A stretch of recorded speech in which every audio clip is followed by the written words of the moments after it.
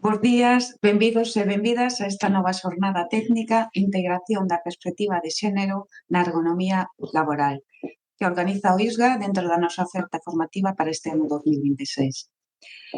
A integración da perspectiva de xénero na prevención de riscos laborais é fundamental para avanzar cara a contornos de traballos máis seguros, máis saudables e, sobre todo, máis inclusivos. No ámbito da ergonomía, esta visión permite ter en conta a diversidade das persoas traballadoras, xa que factores como as características físicas, as condicións de traballo ou a organización das tarefas poden influir de maneira diferente en homes e mulleres. Incorporar, pois, esta perspectiva contribúe a identificar mellor os riscos e adoptar as medidas preventivas máis eficaces. A través desta xornada afondaremos nos principios fundamentais desta visión, nos aspectos clave da xestión dos riscos ergonómicos con perspectiva de xénero e nas ferramentas prácticas para a súa aplicación nas organizacións. Comenzamos, pois, de seguido coa apertura deste webinar, para o cal contamos coa presencia de Ángel Barahona, adxunto á dirección de A Coruña de MC Mutual, e tamén con Adela Quinza Torroja García, xerente do ISGA. Será Ángel quen interveña en primeiro lugar e a quen lle cedo a palabra. Cando quieras, Ángel. Muchas gracias. Buenos días. Ante todo, pues reiterar las gracias al ISGA por contar con MC Mutual para colaborar en la impartición de este webinar en el que trataremos la integración de la perspectiva de género en la ergonomía de nuestros puestos de trabajo. Para MC Mutual es una satisfacción estar siempre presente en este tipo de actos, jornadas, eventos, acciones formativas que divulgan la cultura preventiva en todos sus ámbitos y perspectivas.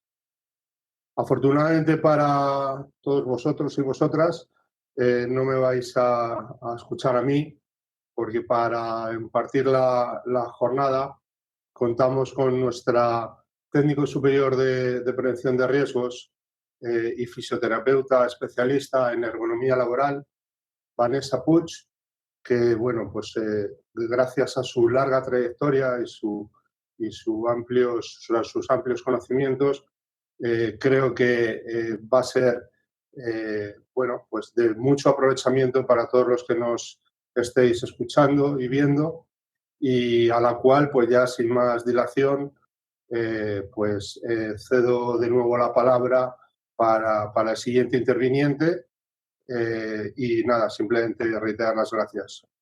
Un saludo cordial. Bueno, pois moi bo día. Moitísimas gracias en nome de todo o equipo do ISGA por estar aí, casi preto de 200 persoas. Moitísimas gracias, Ángel e Vanessa, pola colaboración necesaria que temos que ter todos a MC Mutual. Para nós sodes moi valiosos e importantes no senso de que necesitamos especialistas que nos aporten e que acheguen coñecemento e o difundilo para poñelo nas maus da sociedade galega. Bueno, decirvos que hoxe sae a derradeira xornada técnica temos mañá outra no Naval en presencial no noso centro de Redondela, pero hoxe rematamos esta primeira parte de batería de oferta formativa do ISGA. E o facemos con algo que para nós é moi importante, porque nós estamos moi influenciados por insistir na necesidade, e digo necesidade, de integrar a perspectiva de xénero tanto nas avaliacións, neste caso na avaliación ergonómica, como en toda a planificación preventiva. Eso xerará mellores evaluacións, mellores xestións preventivas, igualdade no ámbito laboral, con un mundo que en moitos casos foi feito para traballadores homes, e, polo tanto, necesitamos mellorar a identificación, mellorar o diseño en todas as ferramentas que se fagan, e para eso, bueno, pois contamos con unha persoa que, como ben decía Ángel, aparte de a súa formación como técnica superior en prevención de riscos laborais, é fisioterapeuta, o que lle dá un coñecemento tamén, bueno, pois, dese dano que queremos evitar.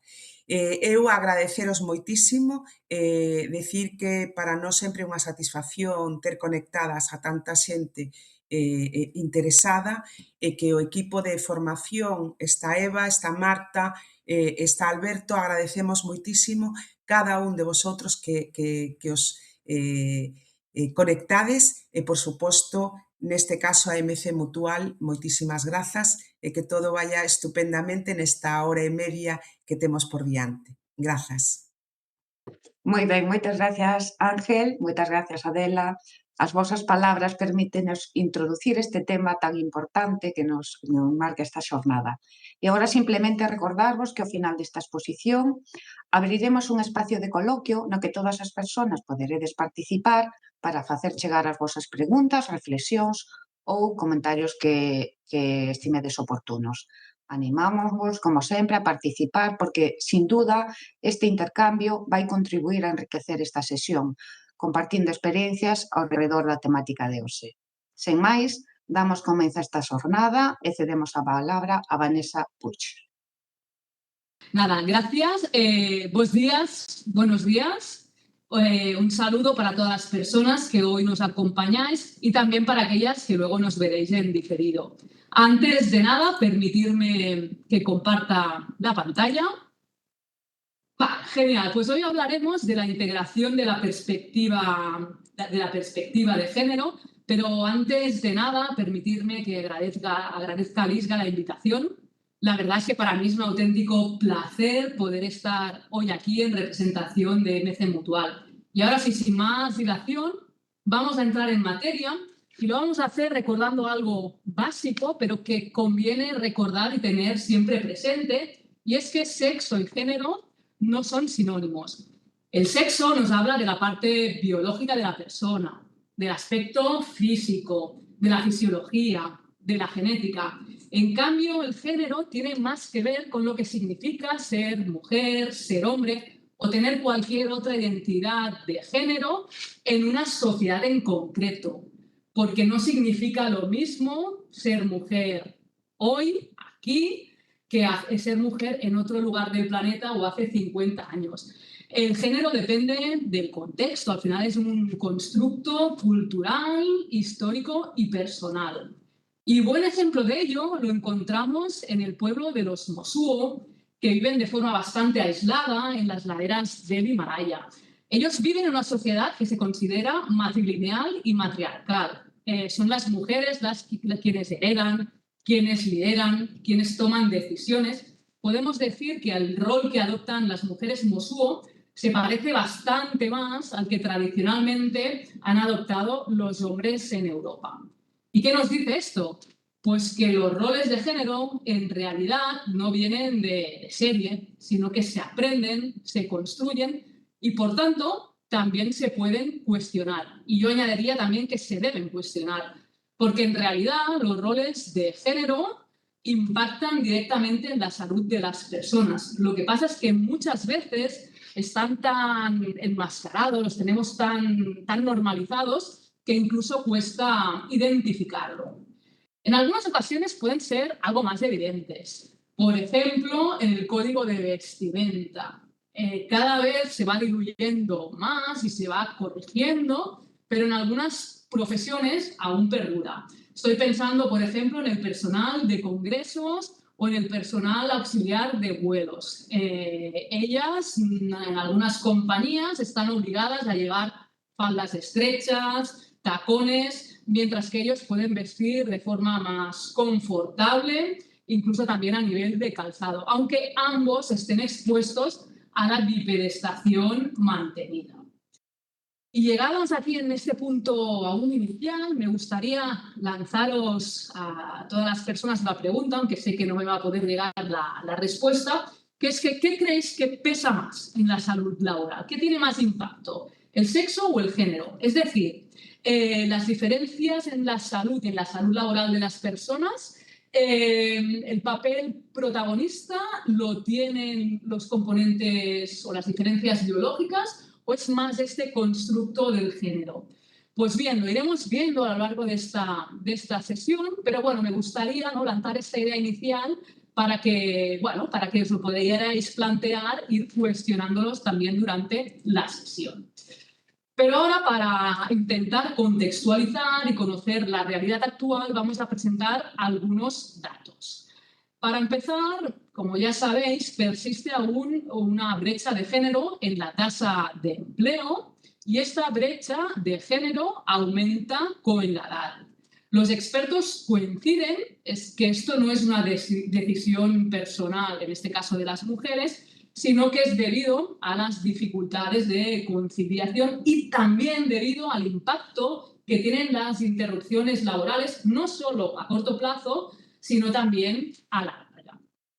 Pero que exista una brecha de género no significa ni mucho menos que hoy en día las mujeres sean una minoría en el mercado laboral. En el año 2025, o sea, son datos del año pasado, podemos ver cómo casi el 47% de los puestos de trabajo fueron ocupados por mujeres. Por tanto, integrar la perspectiva de género no significa tener presente que no deberíamos olvidarnos de una minoría, cosa que tampoco debería pasar, sino que en realidad lo que estamos diciendo es que no nos deberíamos olvidar de casi la mitad de la población trabajadora.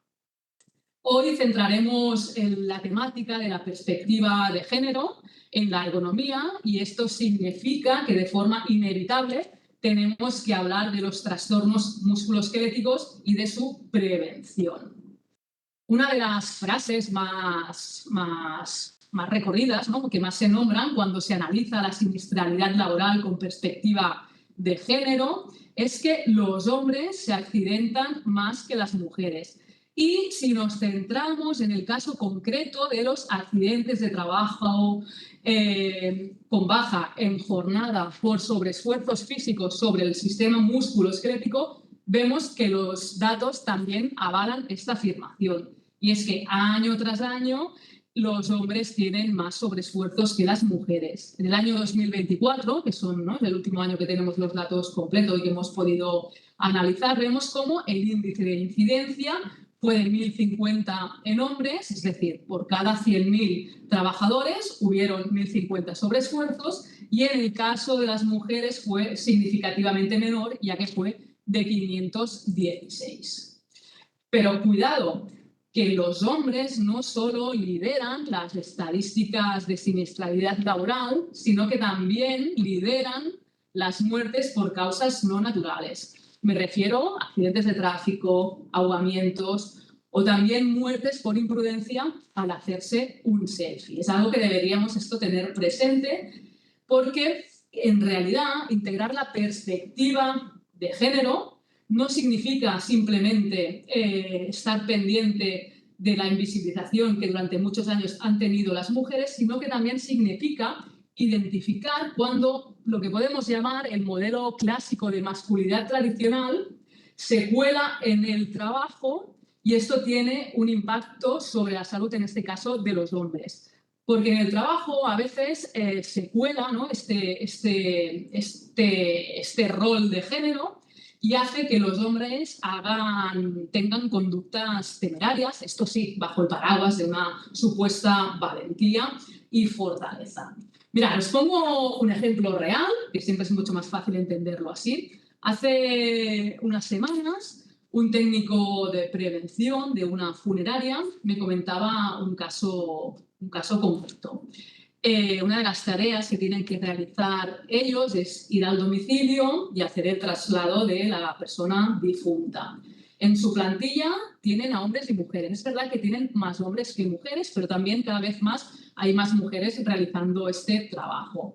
Entonces, pensando en la idea de que en general los hombres tienen una mayor fuerza y que estas tareas las hacen siempre por parejas, lo que intentaron fueron equilibrar los equipos y promover los equipos de trabajo mixtos. Es decir, que las parejas de trabajo no fueran dos mujeres al domicilio, sino intentar que fueran un hombre y una mujer, ¿no? Con la idea de equilibrar las fuerzas. Parece lógico, pero el resultado fue que aumentaron los sobreesfuerzos, pero solo de los hombres. Entonces, lo hicieron bien, investigaron por qué esto estaba ocurriendo, y lo que estaba pasando es que algunos hombres, no todos, pero algunos hombres le decían a sus compañeras: tranquila, que ya puedo yo solo. Y entonces una tarea de una elevada carga física que hasta entonces estaba haciendo el equipo de 2 se pasó a hacer de forma individual. Y lo curioso es, ¿qué hacía la compañera mientras tanto? Pues dar soporte emocional a las familias, atenderlas. Es decir, esto es un claro ejemplo de cómo los roles de género se cuelan en el trabajo y acaban impactando en la salud de las personas. Decíamos, ¿no? Como hemos visto, que los hombres se accidentan más, pero la verdad es que la conclusión a la que se suele llegar es justo lo contrario. Es que en todo caso son las mujeres las que se accidentan menos. Y esto es un sesgo que tiene consecuencias importantes porque hace que se invisibilicen, que se infravaloren los riesgos laborales de aquellas profesiones altamente feminizadas, es decir, que están ocupadas mayoritariamente por mujeres. Si bien es cierto que los hombres aún siguen siendo mayoría en algunas ocupaciones con una elevada carga física como la construcción. De hecho, si vemos la distribución, ¿no? La segregación horizontal por ocupaciones, vemos que la ocupación más masculinizada precisamente es la de la construcción, y ya que casi el 98% de las personas son hombres. Y es un sector prioritario que se han hecho muchos esfuerzos para disminuir la carga física, pero la verdad es que año tras año el índice de incidencia de sobreesfuerzos es muy elevado y muy por encima del global de ocupaciones. En concreto, en 2024, el índice de incidencia de accidentes de trabajo por sobreesfuerzo fue de 1.806 en hombres, y en las pocas mujeres que se dedican a esta ocupación, pues también es muy elevado, pero inferior que al de los hombres. En este caso, clarificar, ¿no?, que lo que hemos hecho es coger la clasificación nacional de ocupaciones a 2 dígitos y hemos cogido el grupo de trabajadores y trabajadoras en obras estructurales y afines, donde se incluyen albañiles, encofradores, ferrallistas, etcétera, etcétera. Pues está claro, ¿eh?, que es una ocupación o un grupo de ocupaciones con una elevada carga física y que tiene un impacto muy claro a nivel de trastornos musculoesqueléticos. Pero lo que vamos a hacer ahora es ver qué pasa en el grupo de ocupaciones más feminizado. En este caso es el de las trabajadoras de los servicios de salud y el cuidado de personas, donde las mujeres representan el 79%. Y para hacerlo igual que antes, también cogemos la clasificación nacional de ocupaciones a 2 dígitos, y en este caso nos centramos en el ámbito sanitario, y este es un colectivo que mayoritariamente, con un porcentaje muy elevado, está formado por técnicos y técnicas auxiliares de cuidados de enfermería, es decir, los conocidos como TCAEs. Pues bien, los y las TCAEs también tienen un trabajo físicamente muy exigente, ya que, entre muchas otras tareas, movilizan a personas. Hay una gran evidencia de que en esta tarea la carga física a nivel lumbar es muy, muy elevada. Para citar un estudio, nos quedamos con el estudio clásico de Dortmund, que se elaboró para hacer el método Dortmund, y aquí podemos ver cómo en el enderezamiento hacia la cabecera de la cama, es decir, hay un paciente en la cama que se ha escurrido hacia los pies y hay que volver a reposicionarlo. Pues bien, cuando esta tarea, que se hace muchas veces a nivel hospitalario y también en residencias, pues cuando esta tarea lo realiza una sola persona y sin ayudas técnicas, el nivel, la fuerza de compresión a nivel de la última vértebra lumbar y la primera sacra es de 680 kilos. Por tanto, supera de mucho el límite de acción.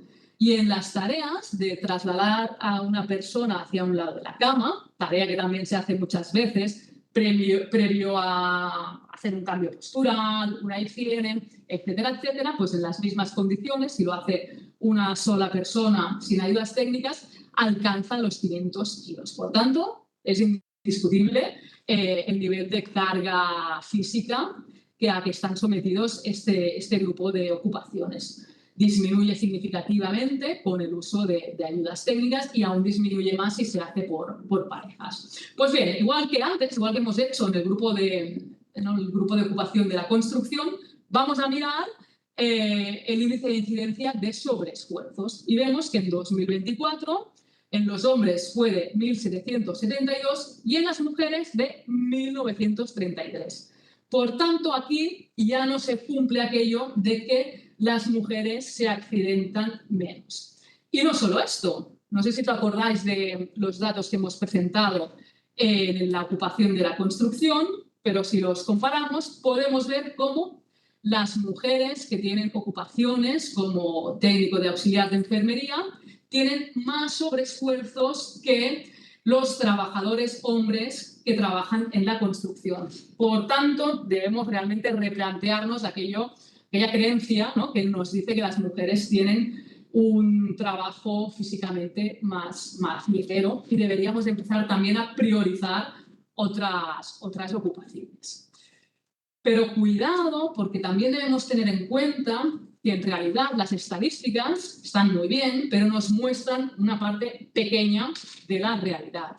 Para empezar, a mí me gusta siempre recordar y no olvidarme de los llamados trabajadores y trabajadoras 3K. El término japonés 3K, o su evolución a la lengua inglesa al 4D, nos habla de unos trabajos con unas condiciones muy particulares, ¿no? Y se trata de trabajos peligrosos, sucios, duros y muy exigentes y que habitualmente lo realizan personas vulnerables debido a su estatus migratorio, debido a su bajo nivel de ingresos económicos, debido también a pertenecer a una clase social baja, etcétera, etcétera.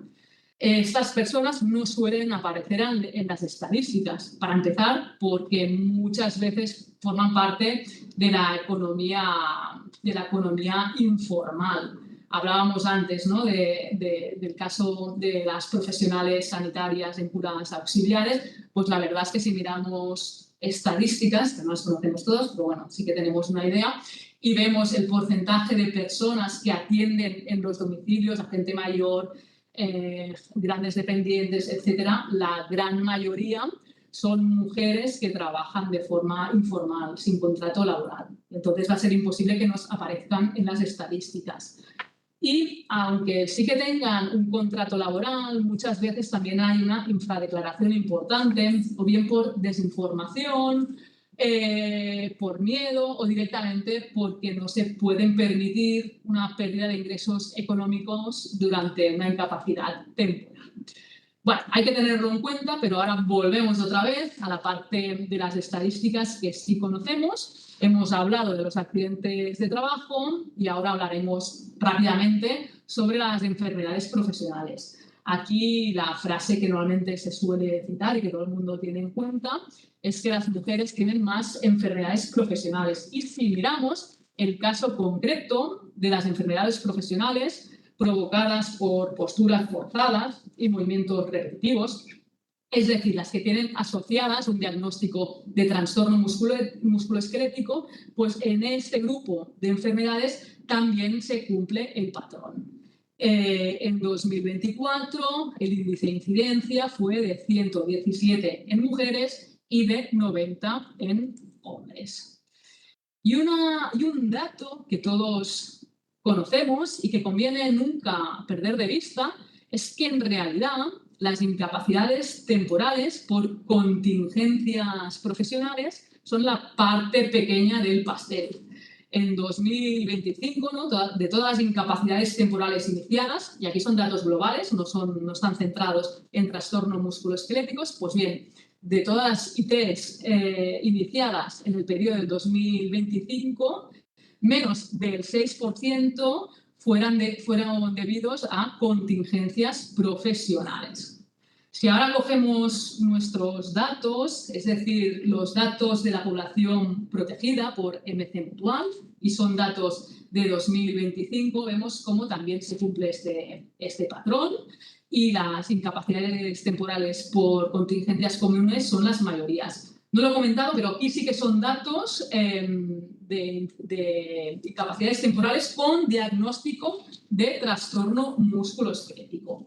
Y vemos otro patrón importante de identificar, que es que en el caso de las contingencias profesionales, el índice de incidencia es mayor en hombres, en cambio, en el caso de las contingencias comunes, el índice de incidencia es mayor en mujeres.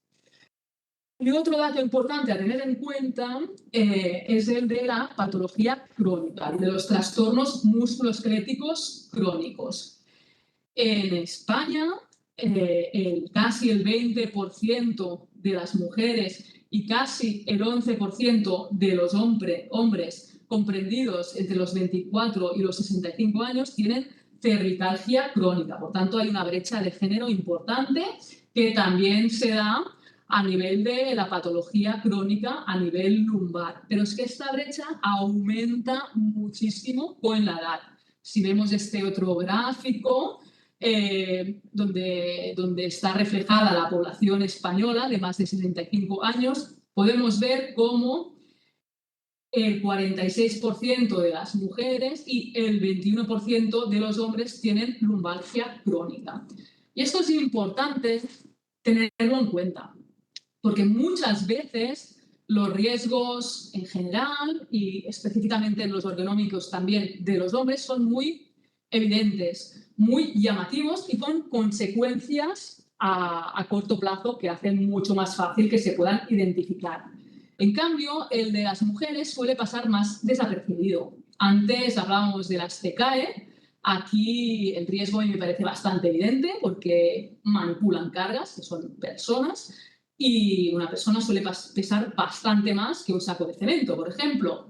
Pero muchas otras veces los trabajos que realizan las mujeres o aquellas ocupaciones que también realizan hombres, pero que mayoritariamente están ocupadas por mujeres, no manipulan pesos tan elevados, pero lo manipulan muchas veces la jornada y al final la carga acumulada por turno es muy elevada. O igual no manipulan cargas, pero están sometidas a posturas forzadas mantenidas o sobre todo a trabajo repetitivo de muy alta frecuencia.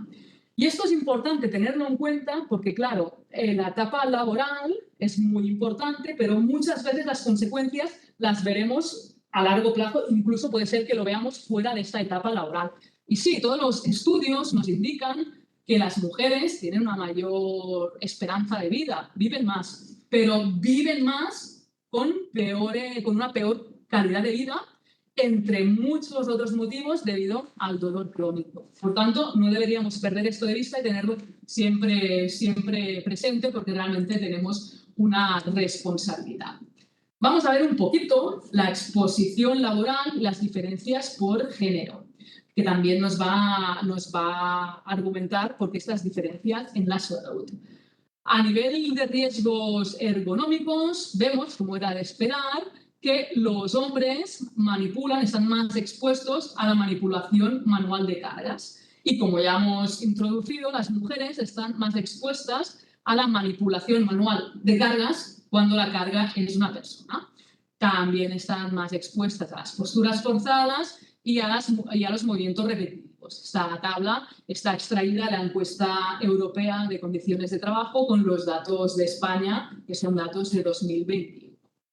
Es importante, lógicamente, cuando hablamos de trastornos musculoesqueléticos, tener en cuenta los riesgos ergonómicos, pero no deberíamos olvidar que los factores de riesgo psicosocial también impactan, también causan trastornos musculoesqueléticos. Y realmente hay mucha bibliografía que así lo demuestra. Las causas no están del todo claras. Parece ser que están relacionadas con la respuesta neuroendocrina subyacente o asociada al estrés crónico. Es decir, cuando estamos ante una situación de estrés prolongado, se activa el sistema nervioso simpático y, por tanto, se activa el eje hipotálamo-hipofisario-adrenal, y esto hace que se segreguen una serie de hormonas como el cortisol, la adrenalina, la noradrenalina, y esto hace que sea el caldo de cultivo perfecto para que aumente el dolor. Entonces, no solo deberíamos tener en cuenta los factores de riesgo ergonómicos, sino que también deberíamos tener presente los factores de riesgo psicosocial. Y realmente la exposición a este tipo de factores en hombres y mujeres es distinta. Si cogemos datos también de la encuesta europea de condiciones de trabajo, vemos cómo, por ejemplo, los hombres están más expuestos a trabajar con plazos muy ajustados de tiempo. Sin embargo, las mujeres están claramente más expuestas a las exigencias emocionales o a la violencia, acoso y discriminación, que son factores de riesgo psicosocial, podríamos decir casi que propios de las mujeres. Por tanto, si queremos gestionar, si queremos hacer acciones para prevenir los trastornos musculoesqueléticos, no deberíamos olvidarnos de los riesgos psicosociales. Los debemos estudiar, que es lo que está pasando en nuestra organización, y debemos también implantar medidas preventivas cuando sea necesario. Otro de los motivos porque existe un impacto diferenciado en la salud laboral y en los trastornos musculoesqueléticos de hombres y mujeres es debido a la segregación horizontal.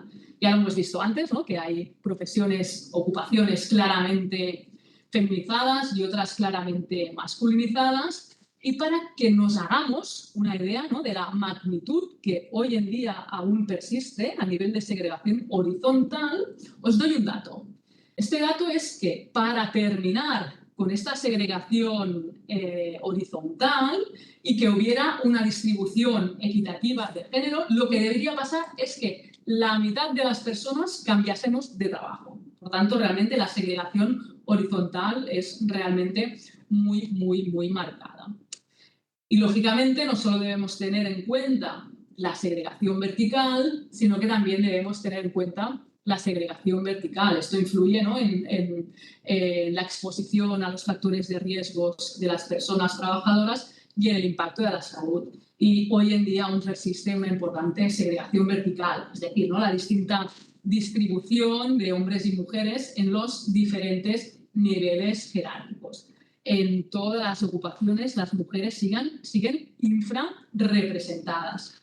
Siguiendo, ¿no?, con el ejemplo de sanidad, vemos que aunque las mujeres ya son mayoría en las plazas de medicina en los hospitales públicos, es decir, hay más médicas que médicos en los hospitales públicos, ¿no?, ellas son el 61%, pues aunque se dé esta situación, tan solo ocupan el 28% de las jefaturas de servicios en los hospitales públicos, o el 19% de las presidencias en los colegios médicos, o el 10% de las cátedras en medicina.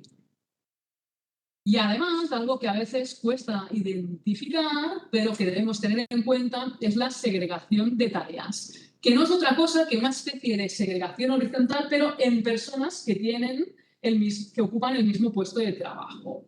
Porque muchas veces hay una distribución formal, o casi siempre informal, de personas que realizan el mismo trabajo por esta influencia de los roles de género que comentábamos.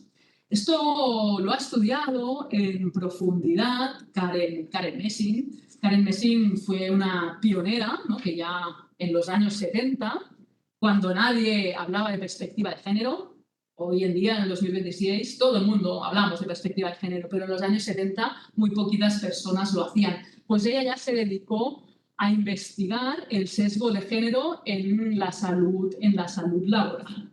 Y la profesora Messing suele poner un ejemplo en sus conferencias, en sus ponencias, de un puesto de trabajo de despiece de pavos o de pollos. No sé si eran pavos o pollos, creo que pavos. Pues bien, lo que vio la profesora Messing es que, aunque hombres y mujeres tenían el mismo contrato laboral, sobre el papel tenían el mismo trabajo, en realidad se le asignaba, en este caso de forma formal, tareas distintas.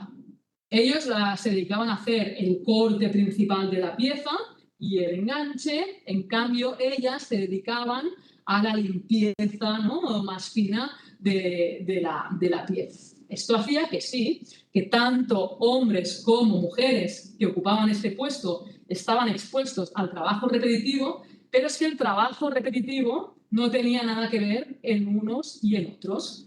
Ellos hacían movimientos con una mayor amplitud articular, pero a ritmos más bajos, pero con una importante fuerza asociada. En cambio, las mujeres no tenían esa fuerza asociada, pero la velocidad de ejecución era mucho más elevada. Es decir, la frecuencia del trabajo repetitivo era muy superior y muchas veces estaba asociado a posturas forzadas.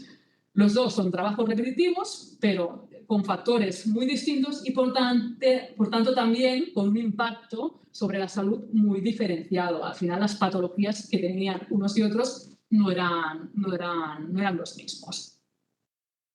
Además de todo esto, también debemos tener en cuenta que las condiciones de trabajo también siguen siendo distintas. En general, las mujeres tienen una mayor precariedad laboral. Para empezar, sigue existiendo una brecha salarial y esta brecha salarial aumenta también con la edad. Además, las mujeres tienen un mayor porcentaje de trabajos a tiempo parcial o temporales. Y un dato bastante esclarecedor, ¿no?, es que en 2025, de todas las solicitudes de reducción de jornada por guarda legal, es decir, para el cuidado de los hijos o de personas dependientes, pues casi el 84% lo solicitaron las mujeres. Por tanto, estamos lejos de la igualdad en este aspecto. Y todo esto enlaza con el factor de doble carga, es decir, la suma del trabajo remunerado con el trabajo de cuidados y también de tareas domésticas. Y sigue existiendo este patrón de que los hombres dedican más horas al trabajo remunerado, pero las mujeres dedican más horas al trabajo de cuidado de los hijos y de tareas del hogar.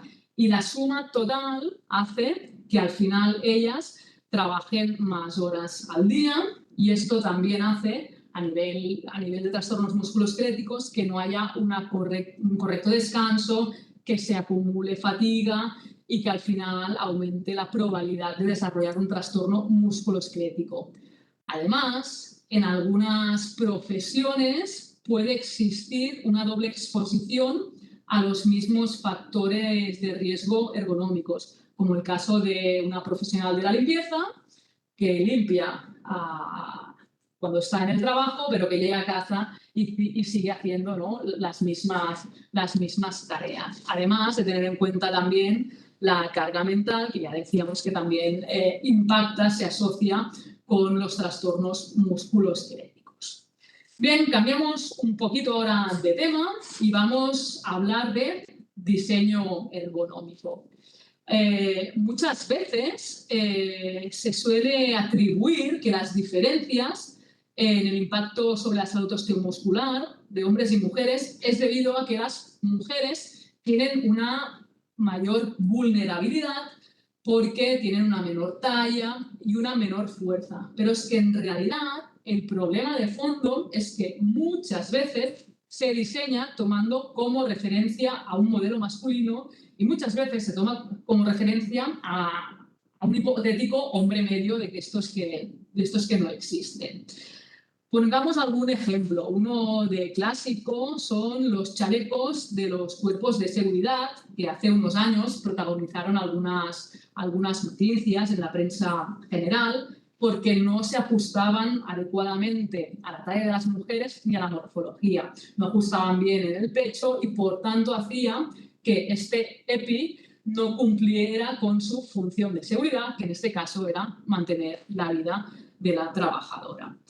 La parte optimista es que no hace muchos años de estas noticias, pero se ha avanzado y hoy en día en el mercado ya existen más modelos que se adaptan adecuadamente a las mujeres y también a distintos percentiles.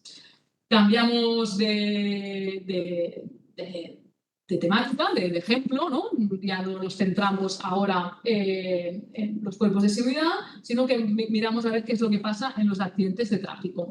Antes decíamos que los hombres se accidentan más, ¿no? Se accidentan más cuando van en coche, cuando van en moto, pero es verdad que cuando una mujer tiene un accidente de coche, tiene más probabilidades de sufrir un traumatismo grave que los hombres. En concreto, tienen 47 más de posibilidades de sufrirlo, o tiene un 71 más de posibilidades de sufrir un daño moderado.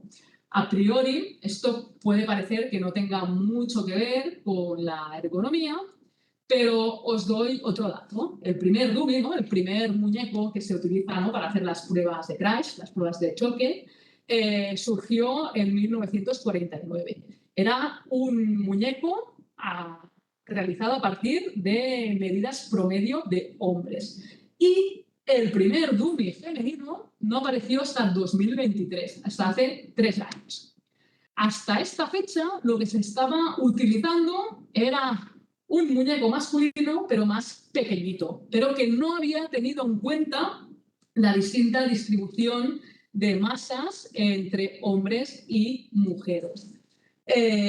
También las mujeres tienen más probabilidad de tener consecuencias cuando tienen un accidente de tráfico, porque todas las pruebas y todos los dispositivos de seguridad se han probado teniendo en cuenta una postura correcta de conducción, pero esta postura correcta de conducción también se ha tomado como referencia con un hombre medio. De hecho, la normativa así lo indica. En cambio, la conducción de muchas mujeres pues es porque tener una menor talla, pues una posición más anteriorizada, más próxima del volante y del salpicadero. Otro ejemplo de diseño androcéntrico lo encontramos en los exoesqueletos laborales, que son equipos relativamente recientes, pero que en general tampoco han tenido en cuenta el diferente tallaje ni la diferencia morfología de las mujeres. Y muchas veces no se adaptan adecuadamente, en ocasiones pues porque tienen un apoyo a nivel de esternón y con el pecho esto lo dificulta, o directamente porque son muy grandes o porque no ajustan adecuadamente a las caderas al ser más anchas. Esto hace que sean incómodos, pero también hace que no puedan realmente disminuir la activación muscular como deberían. O el caso de las mascarillas. Se realizaron estudios hace poco tiempo y se vio que las mascarillas FP2 tenían peores resultados en los test de fuga en mujeres y también en personas asiáticas. El motivo es que el diseño se había realizado tomando como referencia a hombres caucásicos. Por tanto, estos estudios, ¿no?, estos test de fuga realizados después de la pandemia, pusieron de manifiesto que en realidad durante la pandemia, cuando se daba EPIs, ¿no?, cuando se daban mascarillas FP2 al personal sanitario, en realidad las mujeres y tampoco algunos hombres pues estaban realmente seguros. Otro ejemplo también sería el de las cirujanas, que suelen tener bastantes problemas con el instrumental quirúrgico porque simplemente no se adapta al tamaño de su mano. Esto les causa disconfort, molestias osteomusculares, aparte que a mí me gustaría que si me opera una cirujana o un cirujano realmente tuviera un instrumental ajustado para hacer un buen trabajo. Muy bien, pues vamos a ver qué es lo que pasa, ¿no? Decíamos que muchas veces se toma como referencia a un hombre medio pero en realidad no debería ser así. Por ejemplo, sabéis que en el caso de los alcances, lo que se debe tomar como referencia son las personas de menor talla, porque de esta forma, si una persona bajita consigue alcanzar un objeto o un elemento de su puesto de trabajo, también lo podrán hacer las personas más altas.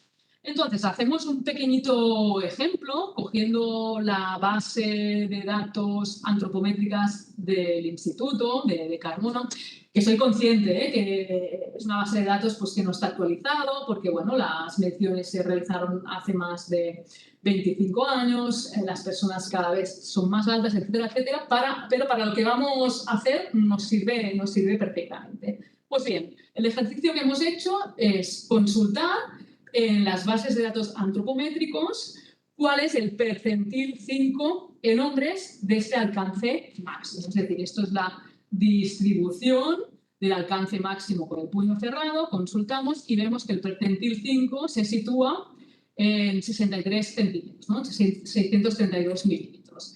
Y lo que hacemos ahora es calcular este valor a qué percentil corresponde en la distribución de mujeres. Vemos que en este caso corresponde al percentil 25. Por tanto, si para proyectar un alcance tomo como referencia a los hombres más bajitos, estaré protegiendo al 95% de los hombres, pero tan solo al 75% de las mujeres. Ya ni te digo, ¿no?, qué pasaría si cogiéramos el percentil 50, que básicamente la gran mayoría de las mujeres se quedarían fuera, no estaría correctamente ajustado y la mitad de los hombres tampoco. Por tanto, es importante no utilizar bases de datos que se centren únicamente en la población masculina. Muy bien, hemos hablado del impacto que tiene el género en la ergonomía, pero esto no significa que las diferencias biológicas no tengan también su peso. Un ejemplo de ello es la predisposición biológica que tienen las mujeres al síndrome del túnel carpiano debido a factores hormonales como una deficiencia de la progesterona o alteraciones de la función tiroidea. Si a esto le añadimos que en el trabajo están expuestas a trabajo repetitivo, pues ya tenemos el combo perfecto para desarrollar un síndrome del túnel carpiano. O una situación más que evidente, ¿no?, de diferencias biológicas es el caso del embarazo y de la lactancia. En el caso del embarazo ya lo veremos, pero será necesario hacer una evaluación ergonómica específica. Se tiene que tener en cuenta la salud de la mujer, la salud del feto, el riesgo de parto prematuro, pero es que además durante el embarazo y la lactancia aumenta la hormona relaxina, que hace que haya una mayor inestabilidad en las articulaciones y esto podría hacer que fueran más vulnerables a tener trastornos musculoesqueléticos. Hay algunos estudios que así lo indican, pero realmente faltan más estudios porque no son del todo contundentes. Además que durante el embarazo pues también hay una redistribución del peso, un aumento de la lordosis lumbar, un exceso de tono a nivel del suelo pélvico, etc. Y esto hace que se distribuya de forma menos eficiente las cargas y que también haya más riesgo de lesión. Otro estado que deberíamos tener en cuenta es la menopausia. Aunque se trate de un proceso fisiológico, lo cierto es que algunas mujeres transitan a la menopausia sin apenas sintomatología, o si hay sintomatología no tiene un impacto importante en su vida personal ni laboral, pero otras realmente tienen una sintomatología más que importante con su impacto. Podemos decir que durante la etapa fértil de la mujer los estrógenos tienen un efecto protector en muchas esferas de la salud, pero también en el sistema musculoesquelético. Para empezar, aumentan la producción de colágeno y esto hace que haya una buena salud del cartílago articular. También favorecen la hidratación y la elasticidad de los tejidos. Modulan la percepción del dolor. Permiten mantener la masa muscular y la densidad ósea. Además, protegen la microbiota. ¿Qué pasa? Que durante la perimenopausia los niveles de estrógenos empiezan a fluctuar y en la posmenopausia ya bajan de forma sostenida. Esto hace que aumente la inflamación de bajo grado, muy relacionada con el dolor osteomuscular. Además, el cartílago y los tejidos pierden calidad, disminuye la masa muscular y la densidad ósea. Hay más dolor articular y además, si hay afectación en la calidad del sueño, pues existe más fatiga y no hay una correcta recuperación muscular. Y todo esto hay que tenerlo también en cuenta. Pues bien, ya hemos visto un poquito lo que hace que haya un impacto diferenciado en la salud osteomuscular a nivel laboral, pero ahora habrá que empezar a ver, ¿no?, cómo integramos de manera eficiente la perspectiva de género en el trabajo. Y el objetivo no es otro que el de proteger a todas las personas trabajadoras, es tener esta mirada inclusiva. De hecho, hoy nos centramos en género, pero es que la perspectiva de género debería estar incluida en la ergonomía inclusiva, es decir, se debería tener en cuenta el género sí, pero también la edad, las capacidades funcionales, etcétera, etcétera. Y para todo ello necesitamos que exista investigación. Hoy en día aún no conocemos muchas de las cosas que pasan porque no se han estudiado, no conocemos las diferencias biológicas de hombres y mujeres a nivel de salud osteoarticular porque hasta hace poco no le interesaba a nadie. Hay que investigar y hay que investigar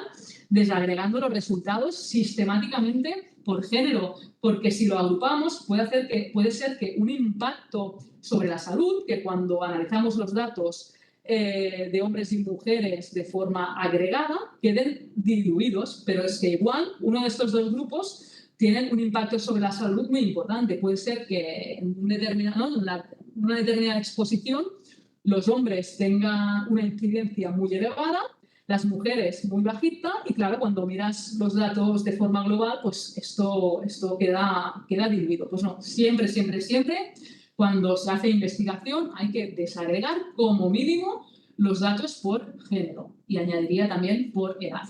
Además, también necesitamos unas políticas públicas y una normativa para que nos dé cobertura.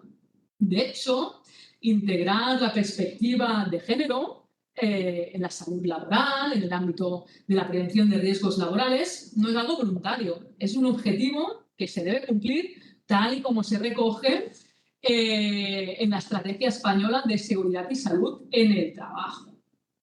Además de aprobarse la reforma de la Ley de Prevención, parece ser que será obligatorio, ¿no?, que la obligación de integrar la perspectiva de género y edad se reflejará de forma explícita. Implícitamente, en la ley actual ya debemos integrar la perspectiva de género y edad. Y cuando estamos hablando de ergonomía, aún más. Si la máxima de la ergonomía es adaptar el trabajo a la persona. Por tanto, hay que tener en cuenta, entre otros, sus características individuales. Pero bueno, en el borrador, ¿no?, que está colgado, que se puede consultar en la web del Ministerio de Trabajo y Economía Social, pues ya indica, ¿no?, que será obligatorio integrar la perspectiva de género y edad en la gestión preventiva. Pero claro, la pregunta que se hacen muchas empresas y muchos profesionales relacionados con la salud laboral es ¿cómo se hace esto de integrar la perspectiva de género? ¿Cómo aterrizamos la teoría a la práctica? Pues la verdad es que hay que adaptarlo en cada caso concreto. Entiendo que nos estáis viendo profesionales de empresas, de sectores muy diferenciados, cada uno con sus particularidades. Entonces hay que adaptarlo. No existen recetas mágicas. Lo que hay que hacer siempre es ponernos las gafas de la perspectiva de género en todas las actividades preventivas que realizamos. Ya digo, aunque no haya recetas genéricas que sirvan para todo, sí que hay unos puntos que ahora iremos viendo, pues que hay que tener presente. Para empezar, todos los datos, todas las estadísticas, todos los indicadores deben estar desagregados por género de forma sistemática. Es decir, no los vamos a desagregar cuando queremos ver el impacto diferenciado, sino que ya siempre los tenemos que desagregar para ver realmente si hay algún input que estemos mirando que tenga un impacto muy diferenciado en la mitad de la población o en la otra. Lógicamente, me estoy refiriendo a los datos de siniestralidad. Es decir, hemos estado viendo los datos de siniestralidad general, que yo entiendo que es importante tenerlos en cuenta para sensibilizar en la importancia de integrar la perspectiva de género, pero lo realmente importante es que esto lo haga cada organización. Cada organización debe conocer bien los datos de siniestralidad de su empresa desagregado por género, por puesto de trabajo, etcétera, etcétera. También los datos de absentismo y, lógicamente, de la memoria epidemiológica. Pero no solo esto, sino que también debo desagregar los indicadores de desempeño, incidencias registradas, horas de formación, participación en campañas de promoción de la salud, etcétera, etcétera. Y no me quedo aquí, porque de poco me servirá conocer que en tal puesto de trabajo los hombres se accidentan más. Necesito indagar cuáles son los motivos, cuáles son las causas para poder implementar medidas eficaces. Decíamos que una de las cosas que a veces pasa, me gustaría transmitir que todos los hombres tienen conductas temerarias en el trabajo, ni mucho menos, pero a veces esto se da, especialmente en hombres más jóvenes. Pues si identifico estas conductas de riesgo, ¿no? Porque claro, como por fuerza muscular pues pueden tirar, pues igual cargan las cajas de 2 en 2, etcétera, etcétera. Pues si identifico esto, tengo que hacer campañas muy específicas para corregirlo. Pero igual es que es un tema de organización del trabajo. Pues si es un tema de organización, tengo que también intentar corregirlo. Por tanto, tengo siempre de forma sistemática todos los datos segregados por género y es de gran utilidad disponer de mapas con la distribución por cada puesto de trabajo, ocupación, etcétera, desagregado por género. Esta información me permitirá conocer quién realmente está ocupando el puesto de trabajo para poder adaptar. ¿De dónde voy a sacar esta información? Pues probablemente me la podrá facilitar el área de personas o en caso de tener el plan de igualdad, pues puedo establecer sinergias con este plan o con las personas que lo han elaborado, porque en el diagnóstico, ¿no? En la fase de diagnóstico para elaborar el plan de igualdad, una de las obligaciones es precisamente tener esto, ¿no? Tener la distribución de ocupaciones por género. Entonces, es importante tener esta información, pero cuidado, que debo prever que esto puede cambiar. Que hoy en día en mi plantilla solo haya hombres no quiere decir que yo no tenga que pensar ya desde la fase de diseño, en la evaluación de riesgos, etcétera, etcétera, que quizá el día de mañana se contraten a mujeres. O que si solo tengo hombres jóvenes, pues estas personas irán cumpliendo años y dentro de unos años pues ya no serán tan jóvenes. Por tanto, lo debo tener actualizado y hacer la proyección. Esto es especialmente importante en el caso de la edad, ¿no? Si tengo un puesto de trabajo que todas las personas se van a jubilar en menos de 5 años, pues esto lo debo tener en cuenta. Muy bien, también debo integrar la perspectiva de género para fomentar los equipos heterogéneos. Es decir, existe, como hemos visto, una gran segregación horizontal, vertical. Pues las organizaciones, una de las cosas que deben garantizar son procesos de selección y de promoción justos.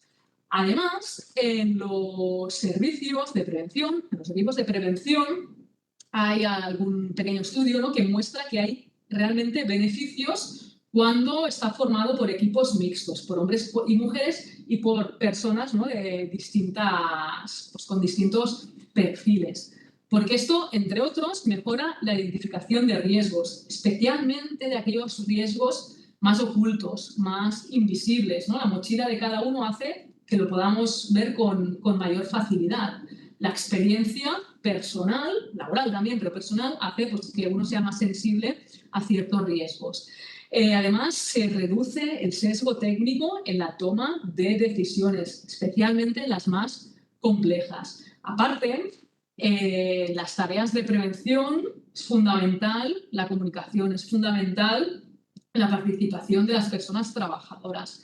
Y mejora mucho la comunicación y la calidad de la información recogida si las personas se sienten identificados, tienen confianza con el interlocutor. Y en general las personas, si nos sentimos identificados con la persona, mejor. Por tanto, a veces tener solo equipo de mujeres o solo equipo de hombres, pues no facilita esta comunicación.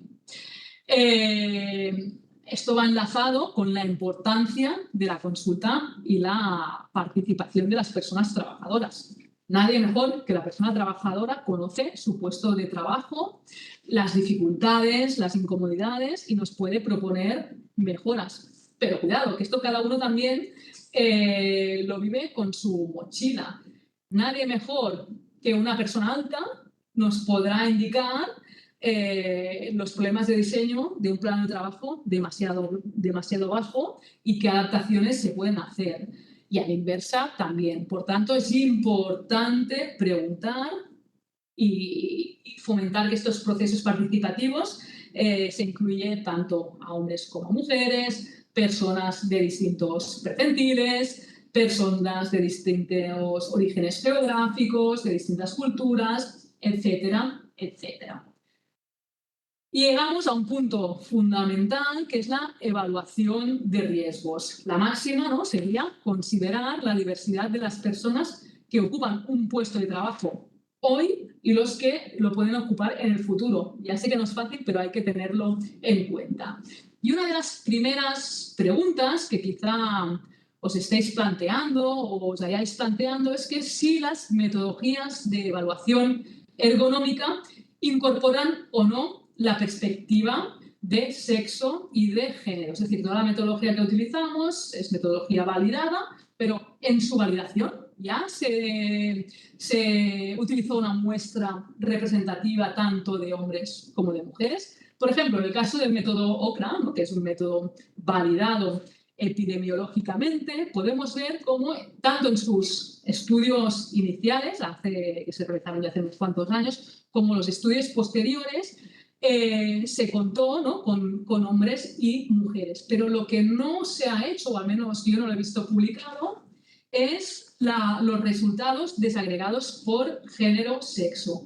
Por tanto, no podemos decir con seguridad que un mismo nivel, un mismo índice OCRA se asocie con la misma probabilidad de desarrollar un trastorno musculoesquelético en hombres y en mujeres. Entonces, es un método muy bien hecho, que tiene mérito que ya en sus inicios, cuando casi nunca se tenía en cuenta en los estudios a hombres y mujeres, pues se tuvo en cuenta, pero faltaría esta segunda parte. ¿Esto quiere decir que es un método que nos sirve? No, ni mucho menos. Es el mejor método que tenemos hoy en día para evaluar el trabajo repetitivo, pero esto significa que el criterio técnico también es importante. Y si yo tengo un puesto de trabajo que las mujeres que lo ocupan se me quejan de que tienen molestias en la muñeca, y cuando acaba el turno tienen molestias en la muñeca, aún no tienen un diagnóstico de patología osteomuscular, pero se me quejan, pues no me puedo excusar en que tengo un semáforo verde. Tengo que valorar y ver qué es lo que puede estar pasando, con el objetivo de poder prevenir, ¿no?, de poder anticiparme a este trastorno musculoesquelético que puede venir al cabo de un tiempo de que aparezcan las primeras molestias. Simplemente tenerlo en cuenta. Hay otros métodos de evaluación que sí que especifican el diferente impacto en la salud de hombres y mujeres a través de los valores límite. Por ejemplo, en el método propuesto en la ISO 11228, en su parte 1, sobre manipulación manual de cargas, levantamiento de cargas, en este caso, se establece la masa de referencia que debemos utilizar en función del sexo y la edad de las personas. Pero cuidado, que esto hay que entenderlo bien. Lo ideal sería utilizar el valor más restrictivo con el objetivo de poder proteger al mayor porcentaje posible de población. Si yo, como masa de referencia, utilizo los 15 kilos, que son los que se refieren a las mujeres de menos de 20 años o más de 45 años, en realidad estoy protegiendo al 95% de la población.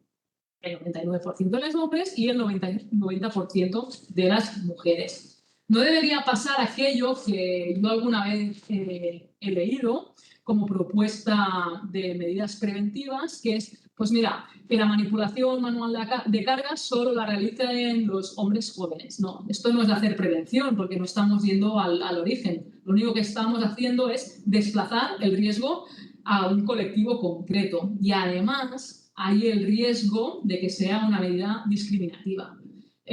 Bueno, como que las mujeres no les puedo pedir que hagan esta tarea, pues lo que hago es no contratarla, o llegados al extremo, pues a medida que un hombre hace años, pues lo despido, que no sería legal, pero bueno, que como filosofía deberíamos tenerlo en cuenta. Por tanto, a mí me gustaría pensar que estos valores de referencia me hacen pensar en aquellas formas de disminuir la carga física. Si disminuyo la carga física para aquellas personas donde hay mayores limitaciones, estaré mejorando las condiciones de trabajo de todas.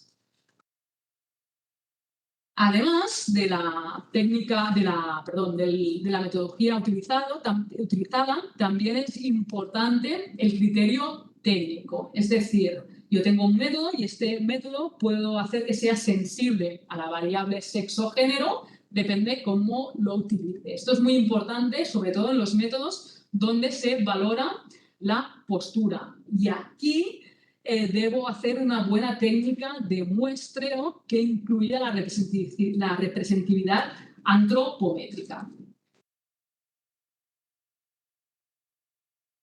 Imaginaros, por ejemplo, que yo estoy valorando si en un puesto de trabajo existe elevación del hombro mayor a 90 grados o no. Pues lógicamente va a ser muy distinto si yo observo a una persona muy alta que lo va a hacer, ¿no? Pues en balances articulares bajos, que si lo hace una persona bajita como yo, pues que tendré que ir con todo, ¿de acuerdo? Entonces es importante observar tanto a hombres como mujeres y como mínimo 3 personas, ¿no? Que pueden representar más o menos el percentil 5, el percentil 50 y el percentil 95. O directamente de cada factor mirar el percentil más crítico, es decir, en los alcances, pues directamente miro las personas más bajitas. Lo que sí que no deberíamos hacer es, que se ha vuelto lo puesto. Lo que sí que no deberíamos hacer es observar a un único perfil y extrapolar los resultados al resto. Además, aquí es muy evidente, ¿no? Con el ejemplo que he puesto de personas bajas o altas, la diferencia en la elevación de hombro, pero a veces hay diferencias en la gestualidad que hace un hombre y una mujer debido pues a morfología de la pelvis, de que las mujeres en realidad tienen menos fuerza en las extremidades superiores que en las piernas y en los hombres al revés. Entonces, a veces las estrategias ergomotrices son distintas. Es importante, ¿no?, observar tanto a hombres como a mujeres. Y también el personal técnico de prevención debe ser sensible, debe estar alerta de si existe o no la segregación de tareas en personas que ocupan un mismo puesto. Antes poníamos el ejemplo, ¿no? Si al final, de forma sistemática, quien manipula cargas pesadas son los hombres jóvenes, pues puede ser que yo esté subestimando el riesgo que tengan ellos, porque al final, si yo hago una evaluación de riesgos como si hubiera una distribución equitativa de tareas, pero no es así, pues al final el nivel de riesgo no será válido para un colectivo en concreto y, sobre todo, no estaré implantando las medidas preventivas adecuadas. Y también debemos tener y valorar el riesgo ergonómico en cada puesto en caso de embarazo. Y no me debería esperar a que haya una comunicación de una trabajadora embarazada, porque en este caso en realidad ya ha hecho tarde. Siempre cuando se realiza la evaluación ergonómica debemos valorar qué pasaría si este puesto lo ocupara una persona embarazada o en etapa de lactancia natural, aunque en el caso de los riesgos ergonómicos pues tiene más peso el embarazo. Esto me permite disponer de mapas de puestos exentos y no exentos de riesgo en caso de embarazo, y esto hace que cuando haya una comunicación de situación de embarazo sea mucho más ágil. Pero cuidado, que en realidad esto me permite ser ágil al principio, pero cada situación se deberá estudiar de forma individualizada porque no hay checklists mágicos que sirvan para todo. Entonces, es importante tener este mapa de puestos exentos no exentos. De esta forma, si hay que recolocar a una trabajadora, lo podré hacer de forma mucho más ágil, mucho más rápida, pero cada caso hay que valorarlo en concreto. Muy bien, hemos visto ya la evaluación de riesgos y llegamos al punto de que hay que implantar medidas preventivas. Integrar la perspectiva de género no significa, en realidad, implantar medidas preventivas diferentes para hombres y mujeres, sino que significa tener en cuenta el diseño universal y los principios de la ergonomía. Nos vamos a detener un poquito en el diseño de puestos, ya que a priori, ¿no?, un puesto bien diseñado pues requerirá de pocas adaptaciones en el futuro, independientemente de quién lo ocupe. Antes veíamos qué pasaba si utilizábamos como referencia la antropometría, los datos antropométricos de los hombres.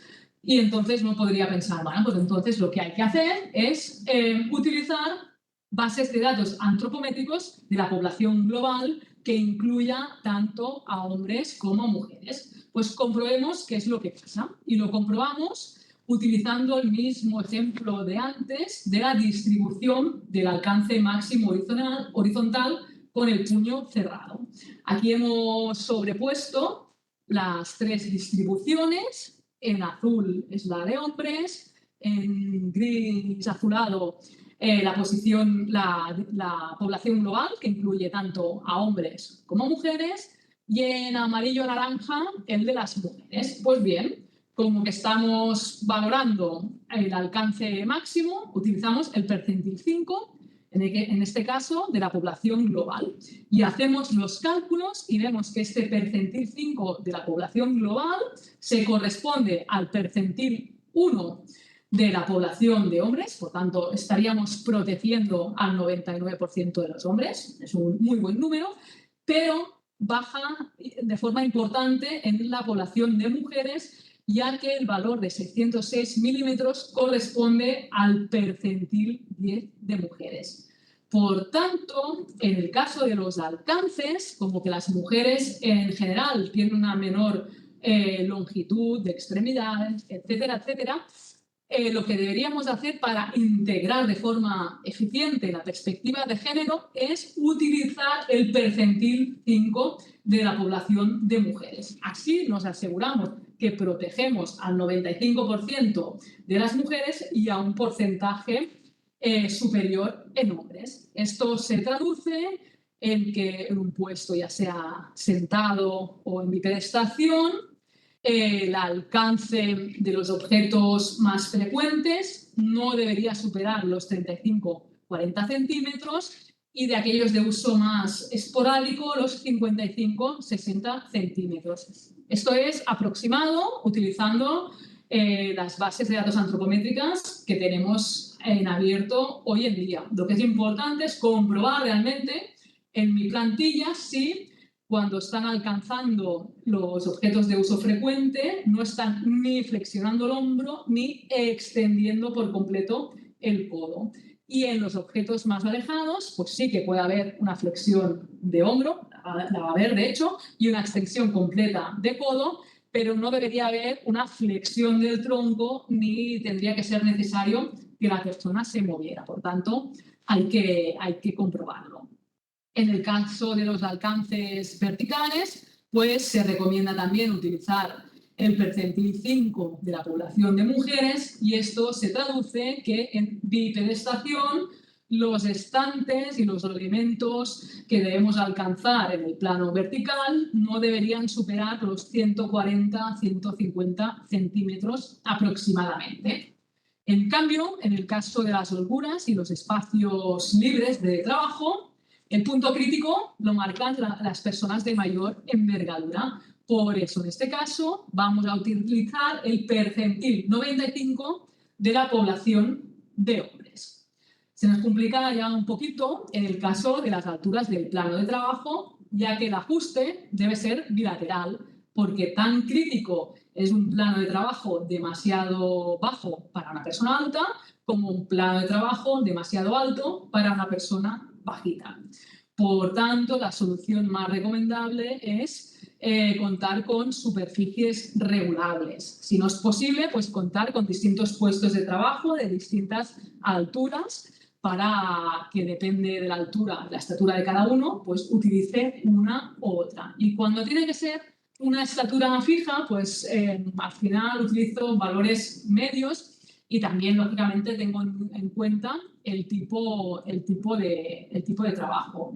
Esto se traduce en que en los trabajos de precisión, al final, el plano de trabajos, en trabajos en bipedestación, se situaría en torno a los 100-105 centímetros, en los trabajos ligeros a 90 centímetros y en los trabajos pesados, donde haya que manipular cargas, utilizar la fuerza, entre los 75 y 85 centímetros. Pero la verdad es que utilizando estos valores, al ser una altura fija, lo que pasa es que se adapta bastante mal a buena parte de la población. Por tanto, otra estrategia también es pensar en qué adaptaciones tengo y qué va a ser más fácil. Dicho de otra forma, a veces es mejor diseñar para personas más altas si es más fácil luego contar con una plataforma para que las no tan altas pues, puedan subirse a ellas.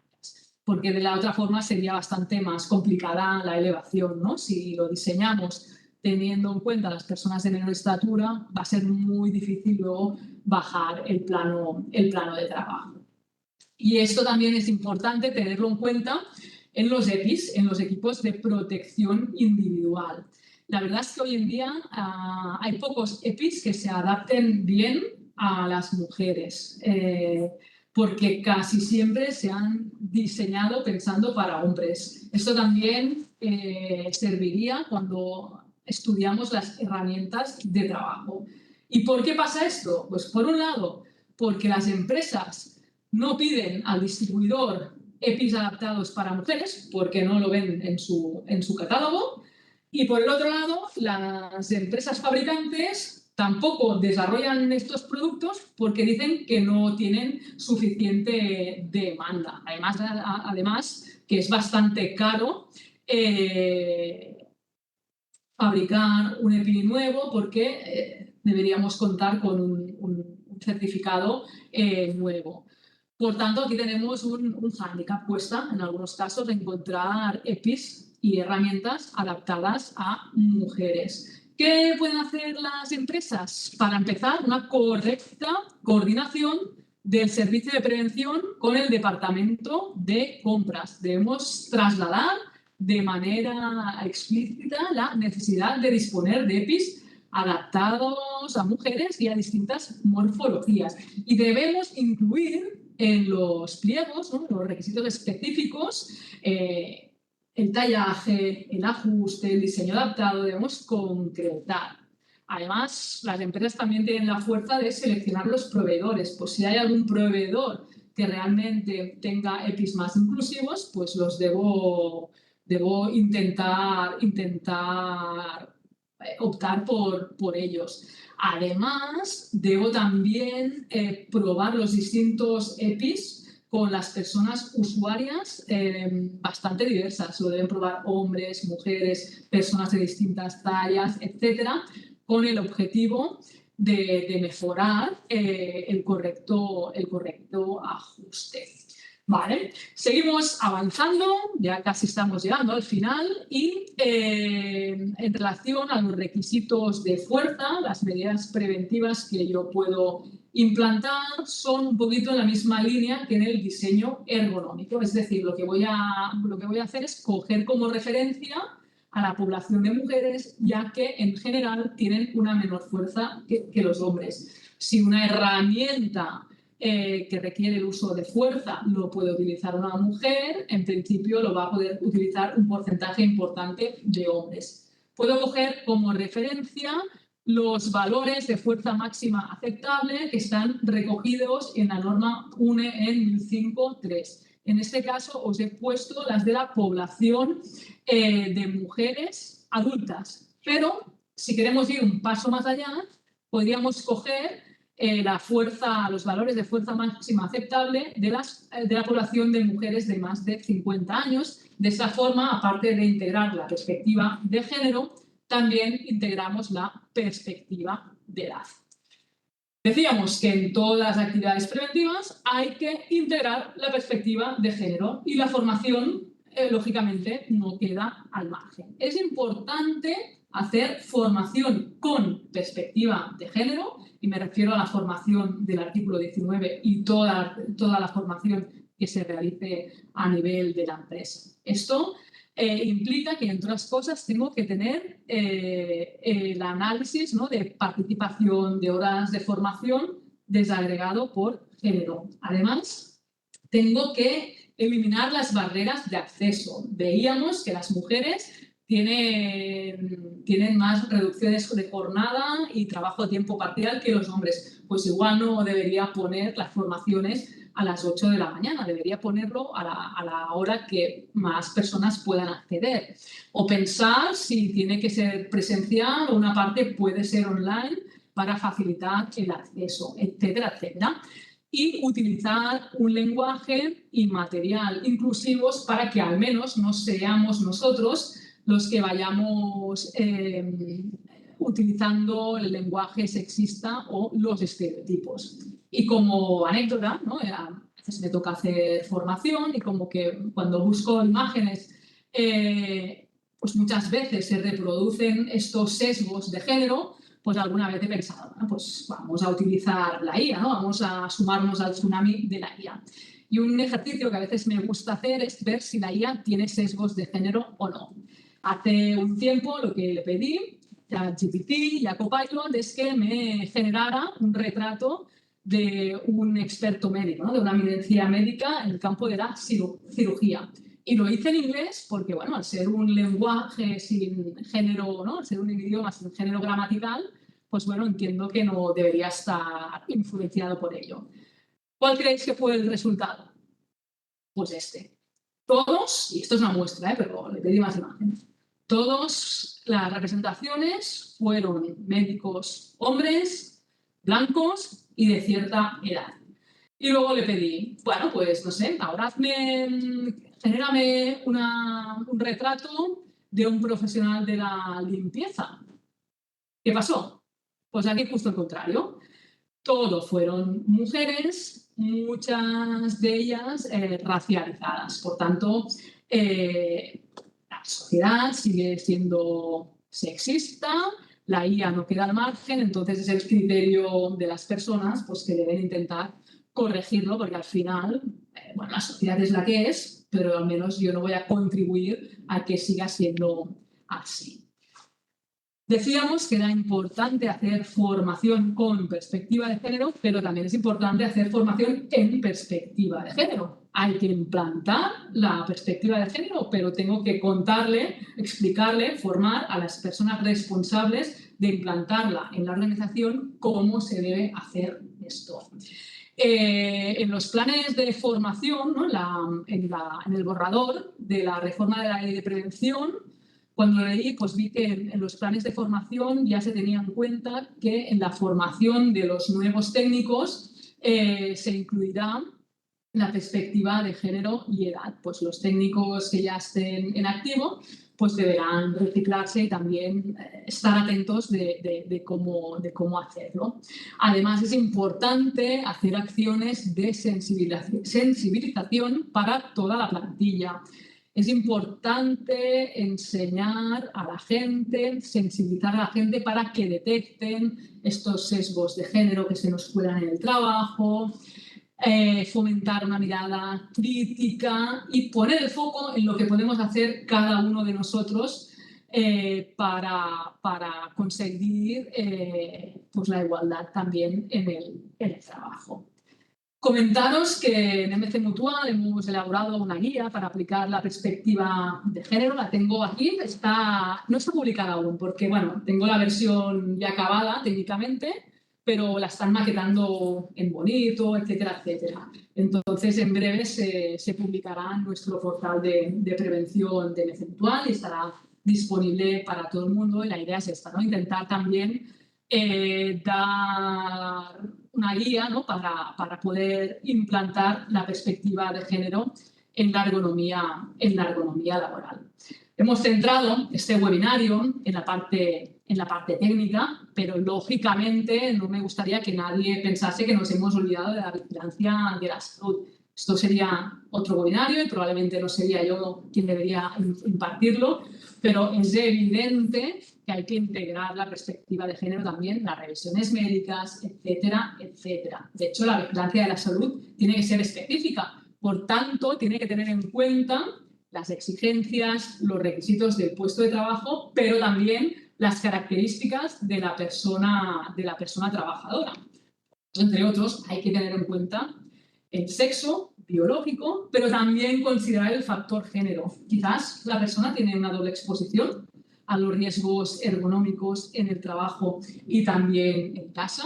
Muy importante también tener, como decíamos antes, la memoria epidemiológica desagregada por género. Y si detectamos que en la población de hombres o la población de mujeres hay más episodios negativos en la salud, debemos analizar el porqué. Y es importante el trabajo coordinado del área sanitaria y del área técnica. Igual es que existe una exposición diferente en hombres y mujeres, igual es un tema de organización del trabajo, igual es que las medidas que he implantado no son igual de efectivas en ambos sexos, o quizás el problema es que hay una infradeclaración o un infradiagnóstico en uno de los dos grupos.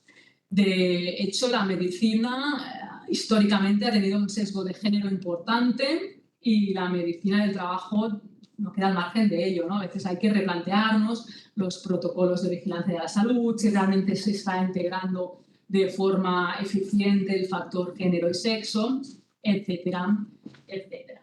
Pues nada, hemos llegado al final del webinario, hemos cumplido creo con el tiempo, entonces yo dejo de compartir para dar paso al turno de preguntas. Gracias. Genial. Chegamos entón ao remate deste webinar, non sen antes agradecer a todas as persoas asistentes, especialmente a colaboración de MC Mutual e a intervención túa, Vanessa, que nos permite afondar nun aspecto cada vez máis relevante na prevención de riscos laborais.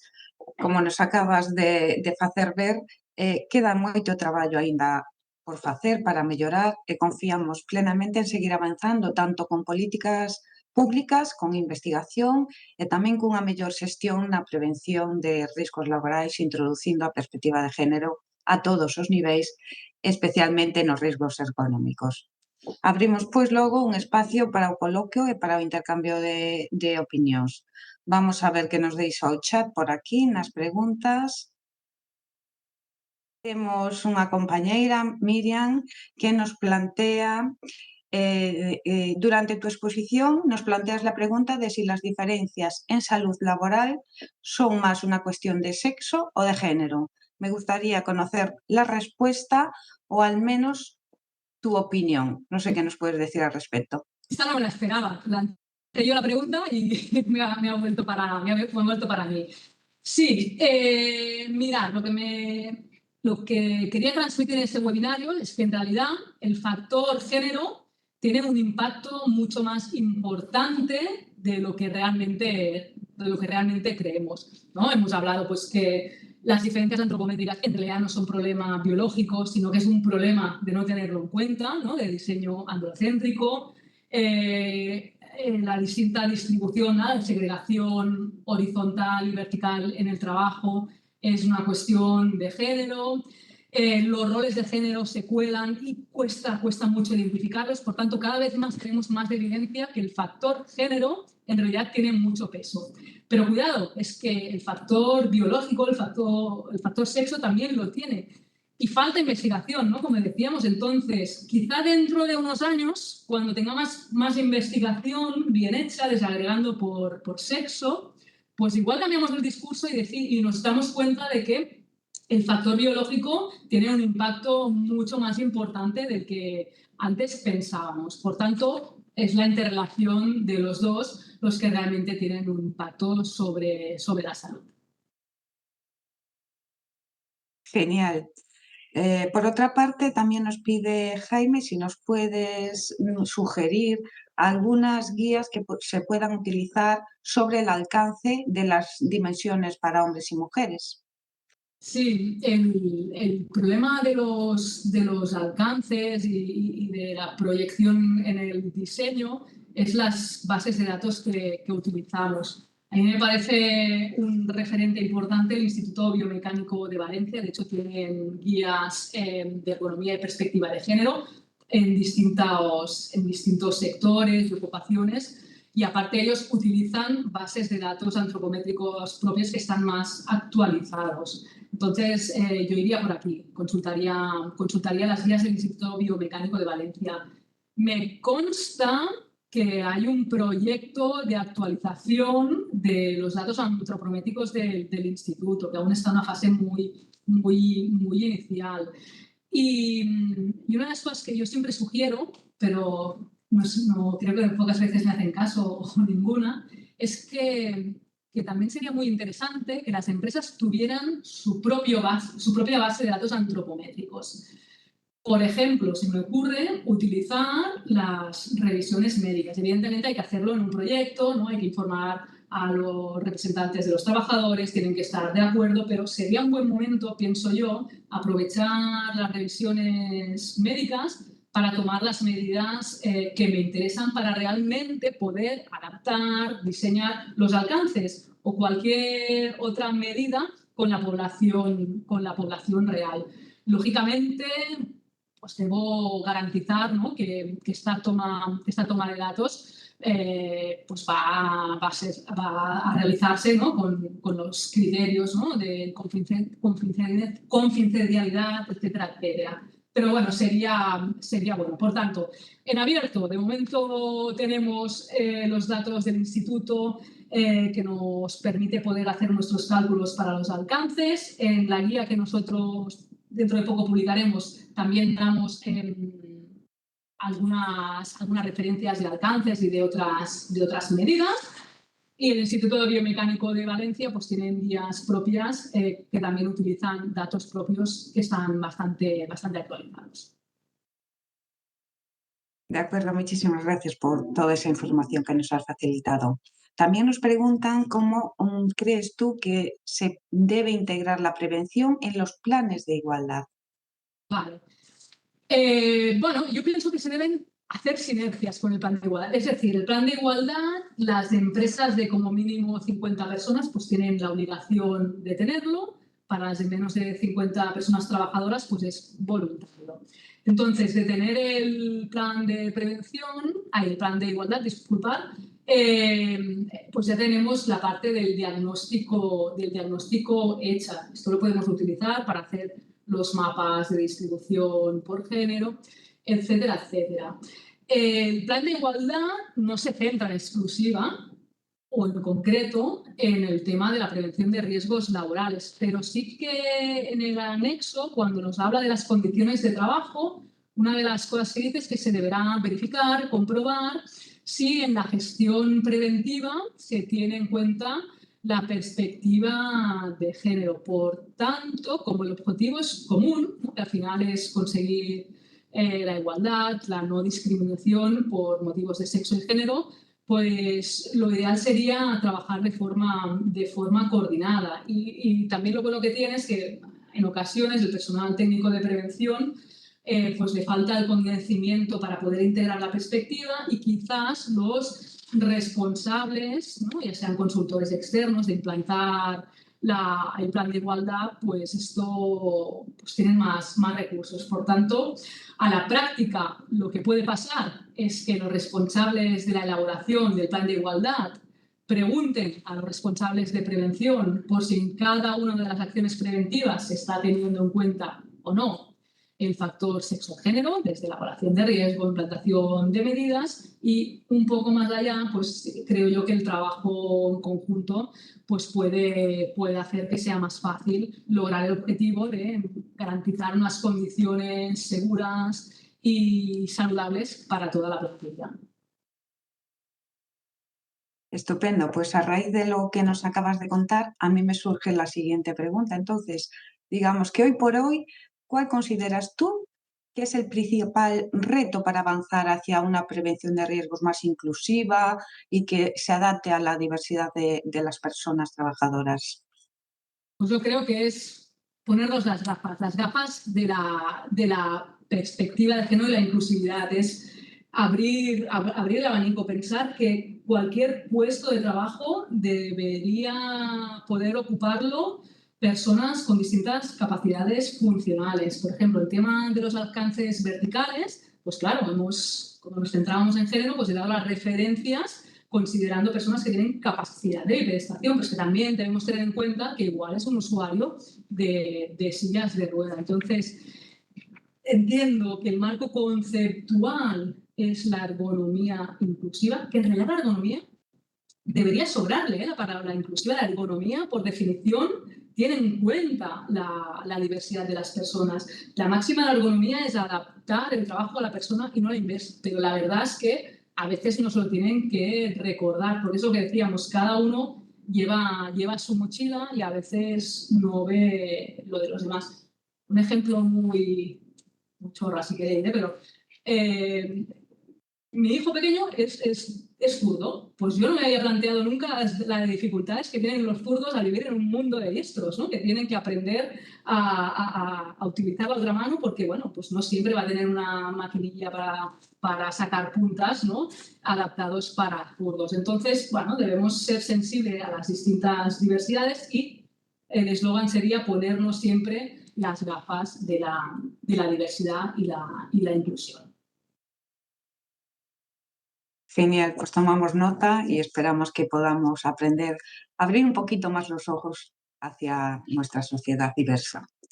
Pues bien, con esta última cuestión, si te parece, damos por finalizado, porque ya estamos un poquito fuera de hora, este coloquio. Ponemos punto final a esta jornada que esperamos que resultase de interés y de utilidad a todas las personas participantes.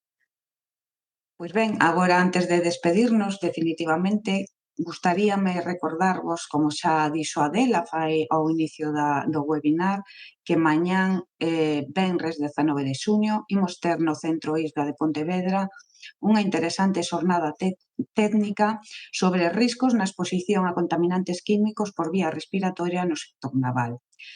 Unha actividade centrada nun dos riscos máis relevantes neste sector estratéxico da economía galega.